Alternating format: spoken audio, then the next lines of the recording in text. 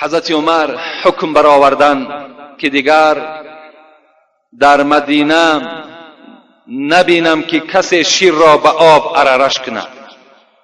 اگر کسی شیر را بر آب ارارش میکند برای او یک مجازات سخت، یک جزای سخت من چکار کردم برآوردگی هستم. عمری که پادشاه بودند، شاه بودند، از دو حصه دنیا در دست حضرت عمر بود.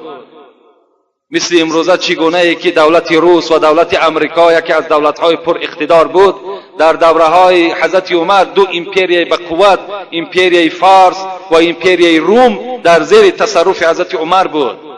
لیکن به زمین همین قدر شاهانه حضرت بی نهایت تواضع داشتند، بسیار شکسته حال بودند. جامه‌ای که داشتند مثل جامه ما زیبا نبود، بلکه 11 پارگی داشت. شاه بودند. 11 پارگی در جامه حضرت عمر بود. خود میگو